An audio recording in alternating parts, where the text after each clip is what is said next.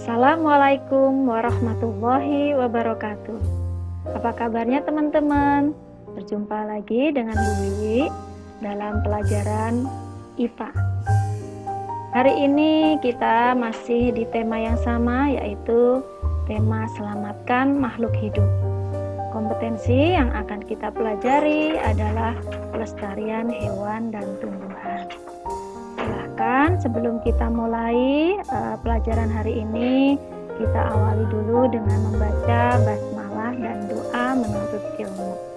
Bismillahirrahmanirrahim.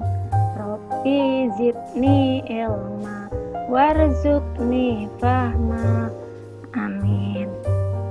Ya, silahkan kalian simak video materi tentang pelestarian hewan dan tumbuhan dari Bu Wiwi berikut ini.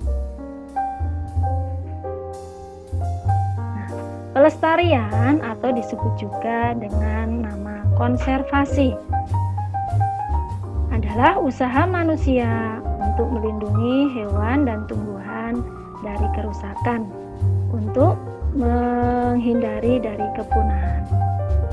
Tujuannya adalah untuk menghindari kepunahan hewan dan tumbuhan. Nah, dasar hukumnya dalam Al-Quran juga disebutkan dalam surat Al-A'raf ayat 56 yang artinya, dan janganlah kamu berbuat kerusakan di bumi setelah diciptakan dengan baik. Berdoalah kepada Allah dengan rasa takut dan penuh harap. Sesungguhnya rahmat Allah sangat dekat kepada orang yang berbuat kebaikan. Nah, di dalam Al-Quran juga dijelaskan bahwa kita dilarang untuk membuat kerusakan di muka bumi ini. Nah, jenis-jenis pelestarian hewan dan tumbuhan itu ada dua jenis. Yang pertama itu adalah pelestarian in situ. Apa sih pelestarian in situ itu? Pelestarian in situ adalah pelestarian yang dilakukan pada habitat asli hewan dan tumbuhan tersebut berada. Habitat itu apa?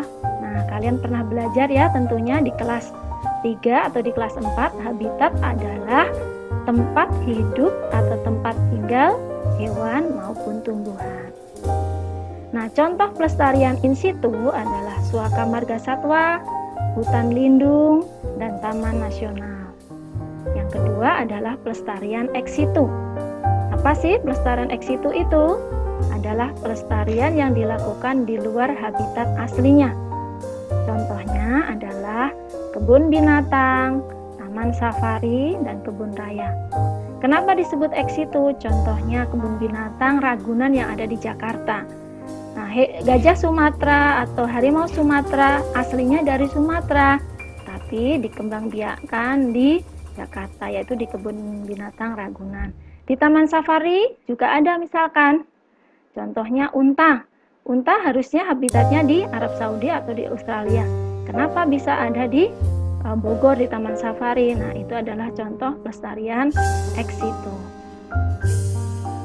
Nah, tempat pelestarian in situ hewan dan tumbuhan di Indonesia itu contoh-contohnya. Yang pertama itu adalah Taman Nasional Pulau Komodo. Nah, Taman Nasional Pulau Komodo itu adalah melindungi hewan komodo. Nah, terdapat di Nusa Tenggara Timur. Nah, hewan komodo ini disebut juga hewan endemik. Hewan endemik itu adalah hewan yang merupakan ciri khas suatu daerah tertentu. Contoh yang kedua, pelestarian in situ yang di Indonesia adalah Taman Nasional Ujung Kulon. Nah, di situ dikhususkan untuk melindungi badak berjula 1. Ada di mana? Ada di Provinsi Banten. Dilanjutkan yang ketiga adalah Taman Nasional Waikambas. Taman Nasional Waikambas itu adalah melindungi gajah Sumatera. Terdapat di Provinsi Lampung. Yang keempat itu contohnya adalah Taman Nasional Tanjung Puting. Nah, Taman Nasional Tanjung Puting itu adalah melindungi orang hutan. Orang hutan, bukan orang hutan ya, terdapat di Provinsi Kalimantan Tengah. Nah, orang hutan itu sebetulnya tidak hanya di Kalimantan Tengah ya, tapi ada di Pulau Sumatera juga. Nah, itu adalah contoh-contoh pelestarian in situ hewan dan tumbuhan yang ada di Indonesia. Nah, sekarang ke Tempat pelestarian ex situ hewan dan tumbuhan di Indonesia, contohnya apa? Yang pertama, Kebun Binatang Ragunan yang ada di Jakarta. Itu adalah contoh pelestarian ex situ. Nah, ada lagi Taman Safari Indonesia, itu ada di Cisarua Bogor. Ada lagi Kebun Raya Bogor, ada di Bogor. Nah, contoh hewan-hewan yang dilindungi di Indonesia. Kenapa dilindungi? Karena jumlahnya semakin sedikit, ya. Makanya harus dilindungi supaya nanti tidak punah. Generasi selanjutnya masih bisa melihat hewan-hewan tersebut. Contohnya nih seperti sapi, tapi ini bukan sapi, tapi ini adalah anoa. Anoa itu adalah hewan endemik yang berasal dari Provinsi Sulawesi.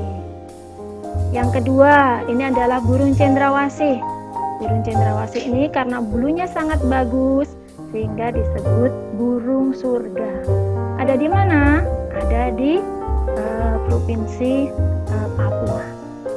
Yang ketiga, nah ini adalah hewan endemik dari Provinsi Nusa Tenggara Timur, yaitu komodo. Nah, ya, itu adalah salah satu contoh ya hewan-hewan yang ada di Indonesia. Masih banyak lagi satwa-satwa yang ada di Indonesia. Indonesia itu sangat kaya karena Indonesia itu adalah negara tropis, sehingga keanekaragaman hayatinya, hewan dan tumbuhannya itu sangat beragam. Nah, sekarang contoh tumbuhan yang dilindungi di Indonesia apa saja? Nih, contohnya adalah bunga bangkai raksasa. Ini disebut juga bunga Padma. Ada di Provinsi Bengkulu. Nah, ini walaupun bentuknya cantik, tapi baunya tidak seharum bentuknya. Nah, ini namanya bunga bangkai, berarti baunya tidak sedap. Dilanjutkan ada bunga anggrek hitam. Nah, anggrek hitam ini adalah berasal dari Provinsi Kalimantan Timur.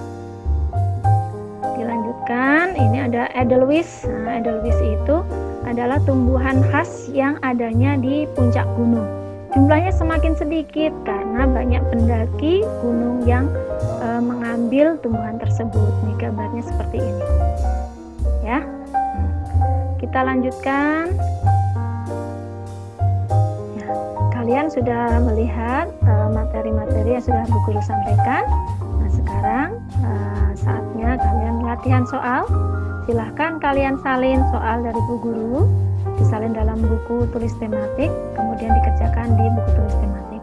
Soal pertama, sebutkan perbedaan pengertian pelestarian in situ dan ex situ. Soal kedua, sebutkan dua contoh tempat pelestarian in situ di Indonesia beserta daerahnya. Soal ketiga, sebutkan dua contoh tempat pelestarian ex situ yang ada di Indonesia beserta daerahnya.